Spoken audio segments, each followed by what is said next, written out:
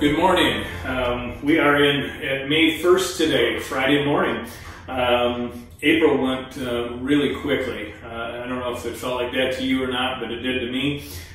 Even with our shutdowns and the time change, or all the changes that have gone on, it was a little crazy month, But anyways, prepare you for Sunday.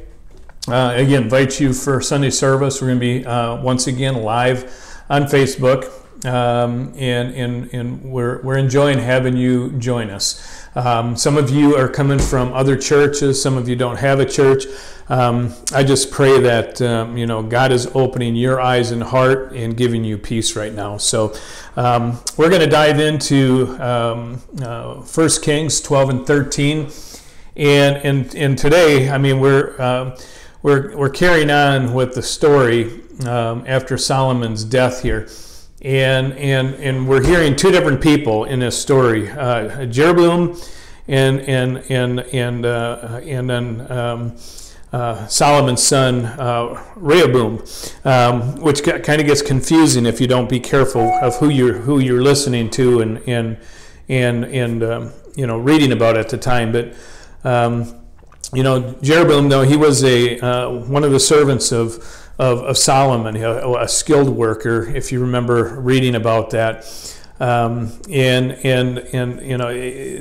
Solomon, put him in charge of the labor force, and kind of a neat story. And he even promised him that you're gonna have wealth and prestige and all this stuff as long as you follow God.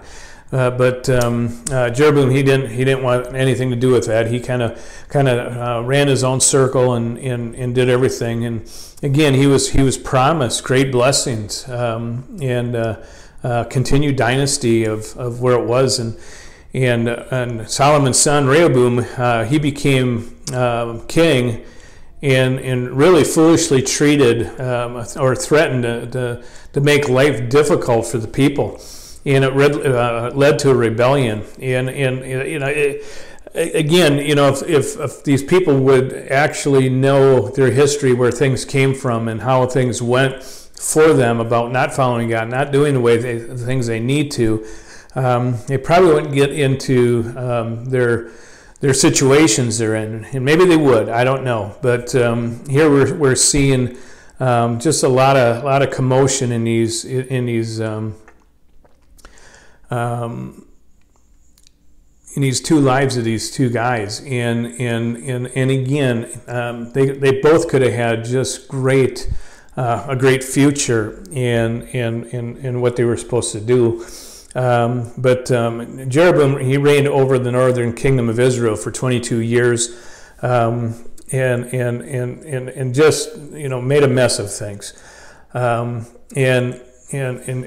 just thinking about their lives and again how they should be doing things. Rehoboam, he just for some reason he just antagonized the people and they rebelled against him. So, but a little over a century after Jeroboam's death, another king named Jeroboam ruled over Israel too, and King Jeroboam II came into power, much later on, and he also did evil in the eyes of God.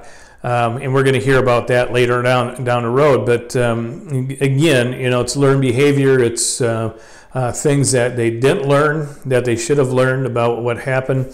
And to me, that's my takeaway today, is really sitting down and thinking about, okay, how did people do things before me? What was the result of the things they did? What kind of person don't I want to be?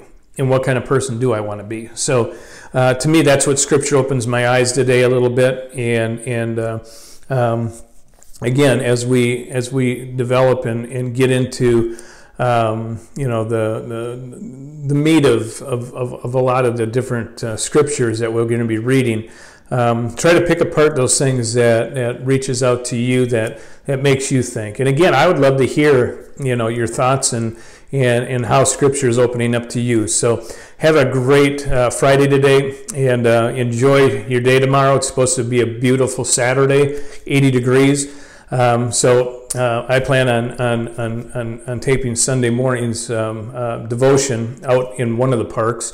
I ran over to Union City today and to see my grandson Carson. It was his birthday, and I brought my granddaughter Audrey and my grandson Alex back, and they're gonna spend a couple nights, and then their mom and dad are gonna come and get them on Saturday, and then leave Sunday morning. So I'm excited about spending a little time with my grandkids, and we're being safe about the distancing and all that kind of stuff. So. But you can only stay away from them so long. So have a great, blessed day today, and I will see you in the morning.